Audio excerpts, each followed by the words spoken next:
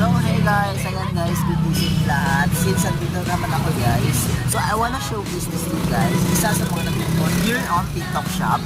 Ayan guys itong ating makeup kit. Ayan, makeup, basta yun siya, lagayan ng makeup. So, ito siya guys, ang ganda niya lang guys, kasi meron siya sabitan ng lenses. Tapos marami siyang kasi dito. As you can see, may dala pang review dyan. Make sure to check out kayo dyan sa ating video. Ayan guys, we are here for